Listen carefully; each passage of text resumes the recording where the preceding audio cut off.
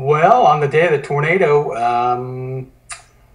it started out pretty much like any Sunday until the tornado hit. And we barely made it down into the basement. And in the basement, we rode out the tornado. It came directly right over the top of us.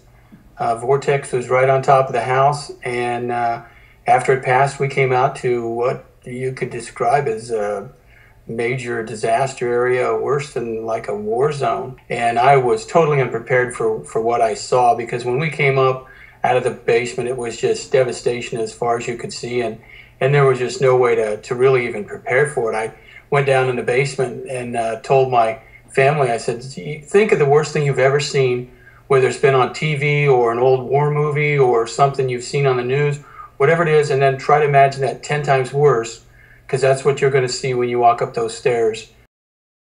The next day, I knew I needed to start calling companies, insurance companies, utility companies, whatnot, to get everything turned off. And everybody kept referring to us as victims.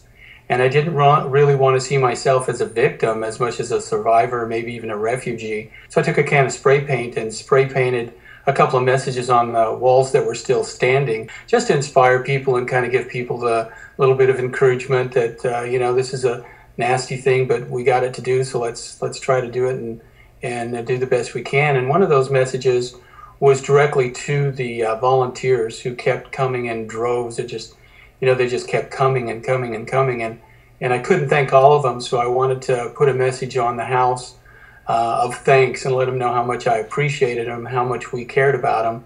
And once that happened, once I got that message up and there was a space to walk up onto the what was left of the house, people just started coming and writing their own inspirational messages and signing their names and leaving different scriptures, quotations, and different things like that. And they just continued to come. And literally there were thousands of volunteers who came over and left some sort of an inspirational message or signed their names and well wishes to the people of Joplin.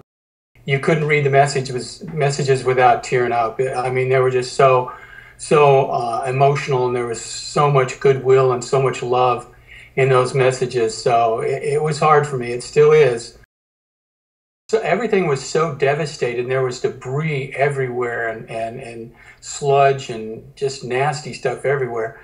And so there was really no place for anybody to really sit down and take a break. So once we had a space cleared out up on top of the floor in what was left of the bedroom, I went and retrieved all the furniture so that the volunteers had a place where they could actually sit down. It was just kind of a thing for them to show them our appreciation.